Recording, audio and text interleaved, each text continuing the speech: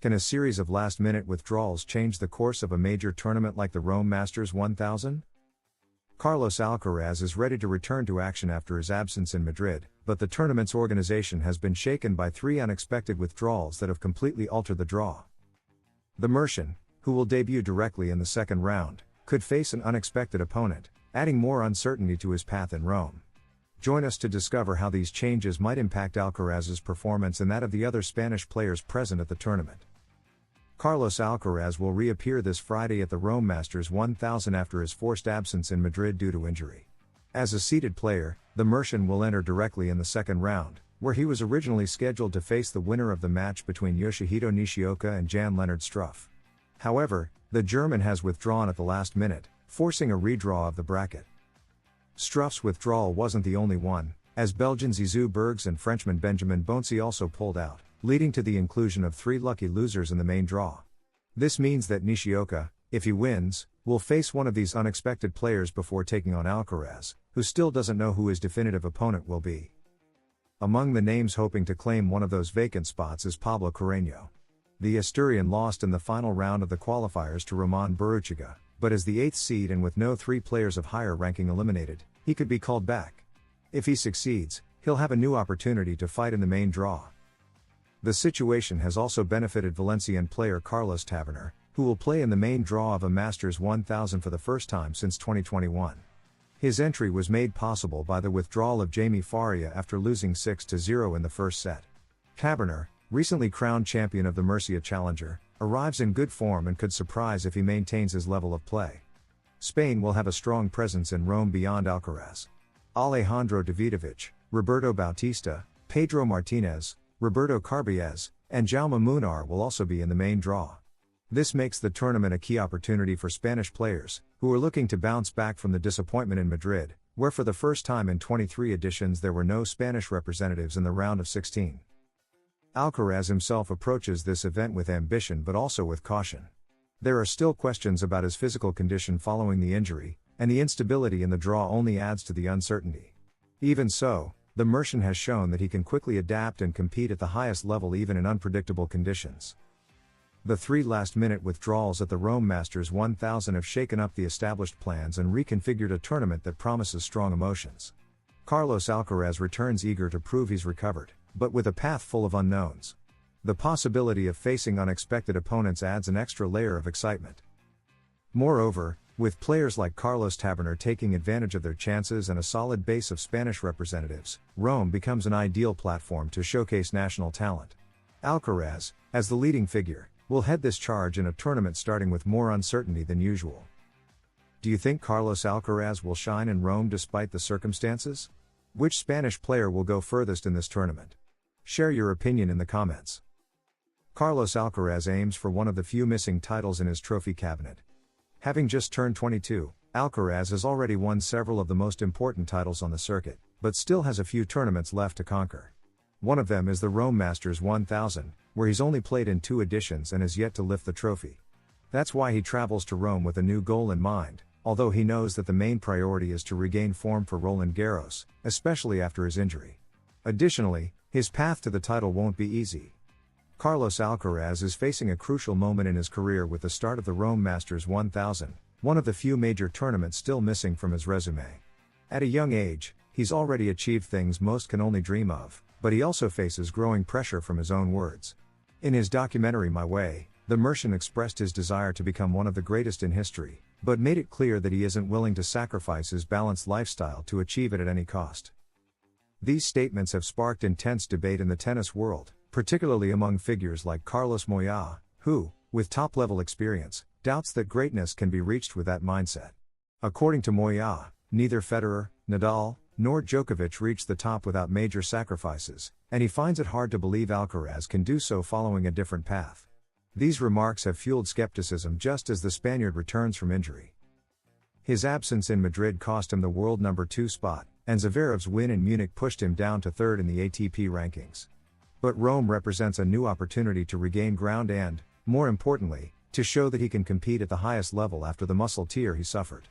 This situation adds even more anticipation to his performance in the Italian capital. Rome is not just a sporting goal for Alcaraz, but also an emotional test. Despite having played in 2 previous editions, he hasn't yet managed to win the title. With this return, he aims to remove that thorn and add another Masters 1000 to his collection. The pressure is greater now, not just because of the title itself, but because many want to see if his 2 versions, the ambitious competitor and the young man who values personal well-being, can coexist without canceling each other out. Alcaraz, aware of the expectations, approaches the tournament with a dual focus, to compete to win, but also to prepare for Roland Garros, where his true ambition lies. He knows that after an injury he can't risk everything, but he also needs match rhythm. His performance in Rome will set the tone for what's to come in Paris, where everyone expects him to shine again. The draw hasn't been particularly favorable, and he'll face opponents with more recent match play and without the burden of returning from injury. However, his natural talent and quick adaptability could work in his favor. If he can advance through the early rounds without physical issues, his confidence could grow quickly and turn him into a title contender, even against the initial odds. Carlos Alcaraz faces one of the most symbolic challenges of his career. Rome is more than a tournament, it's a chance to reaffirm his approach and prove that it's possible to compete at the highest level without losing one's essence. There are many doubts, but his ability to respond is just as strong. And although the road won't be easy, a victory in the Italian capital would clear many doubts and bring him closer not only to the world number 2 spot, but also to his ambitious dream of becoming a legend. It all depends on whether he can combine talent, health, and character in this new chapter of his journey. Can Carlos Alcaraz revolutionize the path to greatness in tennis without following the traditional rules of success? While the young Mercian defends his right to live like someone his age, expert voices like Carlos Moya's warn that this approach may not be sustainable if his goal is to be the best of all time. In a sport that has been dominated by sacrifice, discipline, and obsession, Alcaraz's lifestyle presents a new narrative. But is it possible to change the rules of the game and still win? Find out below. Carlos Alcaraz has done more than win major titles before turning 23, he's introduced a new vision of tennis life.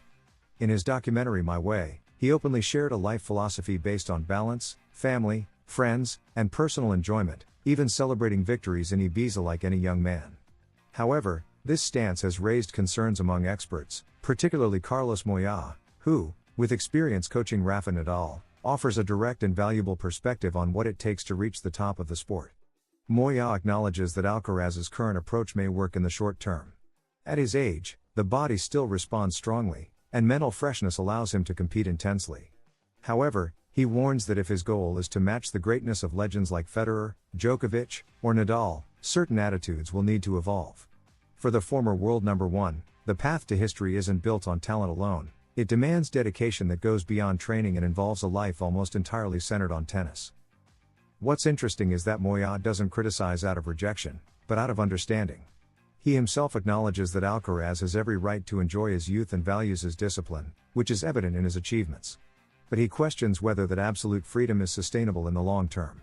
In his words, none of the big 3 live the lifestyle that Carlitos promotes. And while he doesn't completely rule it out, he makes it clear that it would be an exceptional case, a pioneer, in his own words. According to Moya, Alcaraz's future may involve a natural evolution, maturity. The former coach of Nadal suggests that, in a few years, the Mercian may find a new balance between enjoyment and commitment.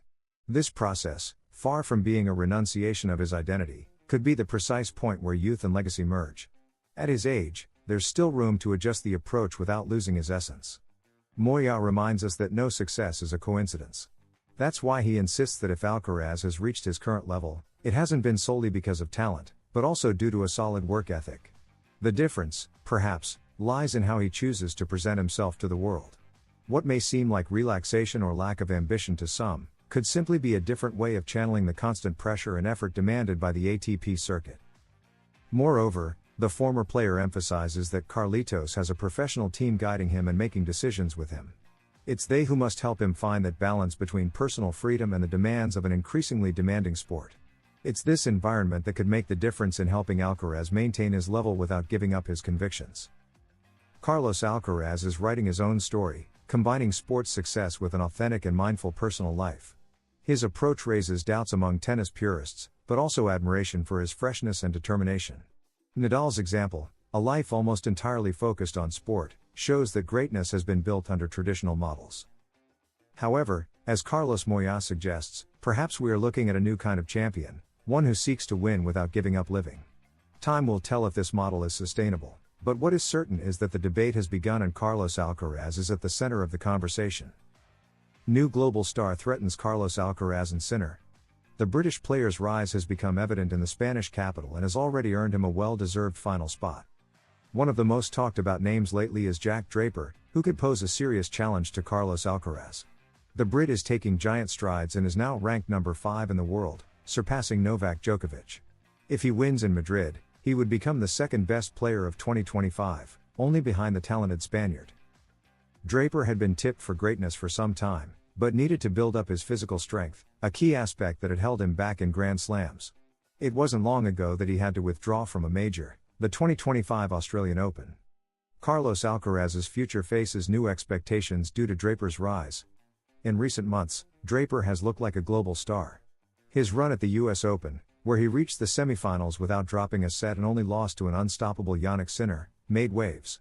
Still, he was arguably the one who troubled the world number 1 the most and proved he had the game to match Alcaraz. It's worth recalling that just months earlier, he had already defeated Alcaraz at Queen's, preventing him from defending his title and showing dominance with his serve on grass.